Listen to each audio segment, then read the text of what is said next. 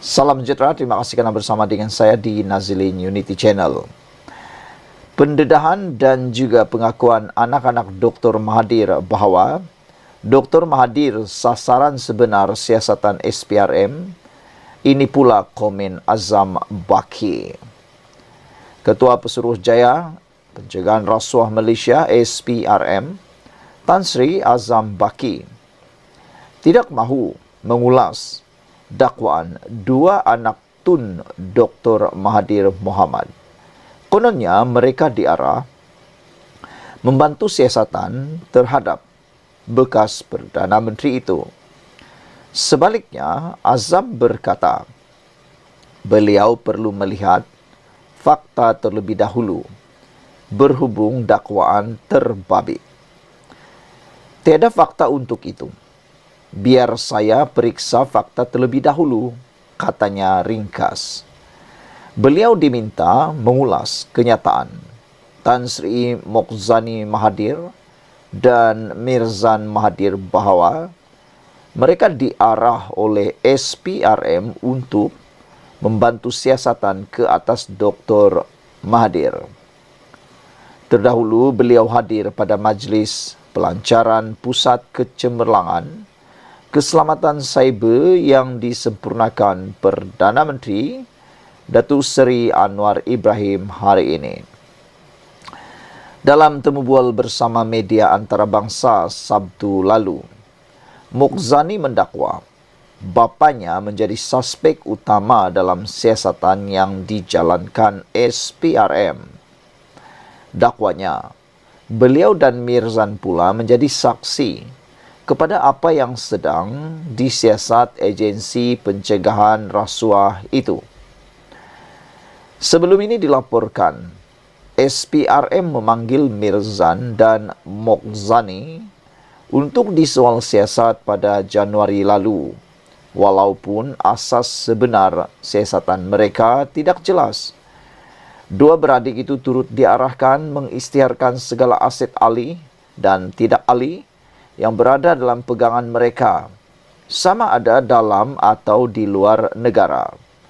Pada 6 Februari lalu pula, Azam Baki dilaporkan sebagai berkata, SPRM belum menerima sebarang maklum balas dan mengatakan, Mirzan dan Mokhzani boleh didakwa jika gagal mengisytiharkan harta mereka kepada agensi itu.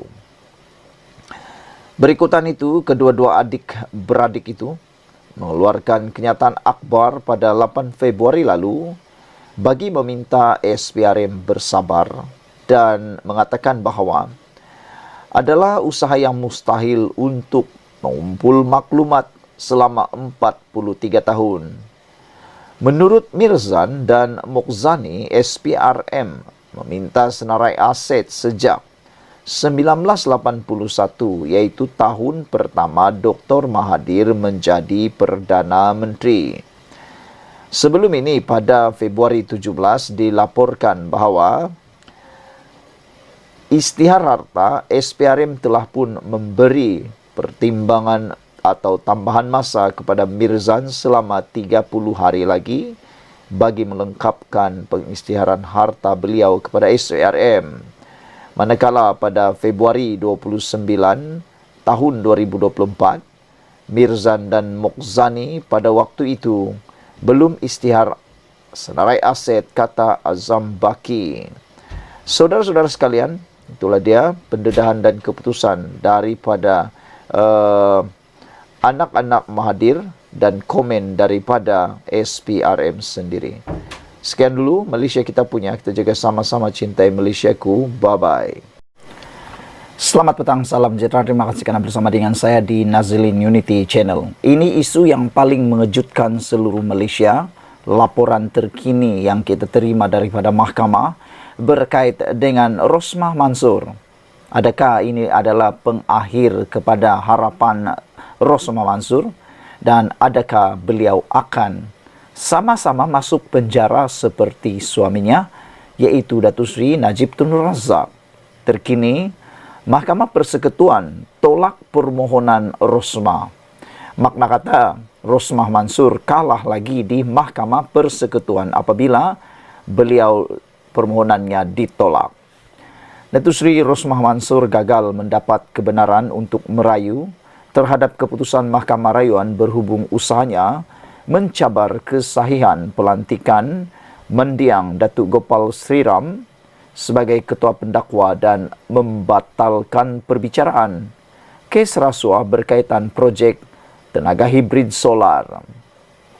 Panel 3 Hakim Mahkamah Persekutuan yang diketuai Presiden Mahkamah Rayuan Tan Sri Abang Iskandar Abang Hashim menolak permohonannya dan memerintahkan beliau membayar kos sebanyak RM30,000. Hakim Abang Iskandar berkata, permohonan Rosmah bagi mendapatkan kebenaran merayu tidak memenuhi syarat ambang Seksyen 96 Akta Mahkamah Kehakiman 1964. Tiada isu baru ditunjukkan yang memerlukan pertimbangan lanjut, katanya, dan menambah bahawa selain itu juga tidak ada isu kepentingan awam untuk dipertimbangkan oleh mahkamah. Dua lagi hakim ialah Hakim Datuk Nordin Hassan dan Datuk Abdul Karim Abdul Jalil. Rosmah yang juga isteri bekas Perdana Menteri Datuk Seri Najib Razak memfailkan permohonan kebenaran untuk memulakan semakan kehakiman di Mahkamah Tinggi pada 24 Jun 2022 bagi mencabar kesahihan pelantikan Sriram sebagai ketua pendakwa dalam kesnya dan untuk membatalkan perbicaraan kes rasuahnya. Beliau menamakan Peguam Negara, Kerajaan Malaysia dan Sriram sebagai responden. Rosmah, 72 tahun, memohon deklarasi bahawa pelantikan Sriram sebagai timbalan pendakwa raya kanan melalui 3 surat pelantikan fiat masing-masing bertarikh 8 Julai 2020, 11 dan 21 Mei 2021 adalah menyalahi undang-undang. Beliau turut memohon deklarasi bahawa keseluruhan prosiding pendakwaan dan perbicaraan penuh kes projek solar yang berlangsung dari 15 November 2018 hingga pembelaan menutup kesnya adalah tidak sah serta batal dan beliau perlu dibebaskan daripada semua pertuduhan mengikut Seksyen 16 dalam kurungan E Akta Pencegahan Rasuah Malaysia 2009. Pada 30 Ogos tahun lalu, Mahkamah Tinggi menolak permohonan Rosmah dan beliau membawa perkara itu ke Mahkamah Rayuan namun turut ditolak. Beliau kemudian memfailkan permohonan pada 5 Julai lalu untuk mendapat kebenaran merayu ke Mahkamah Persekutuan. Pada 1 September 2022, Hakim Mahkamah Tinggi Muhammad Zaini Mazlan, kini Hakim Mahkamah Rayuan, memutuskan bahawa Rosmah bersalah atas pertuduhan rasuah berkaitan projek solar hibrid dan menjatuhkan hukuman penjara 10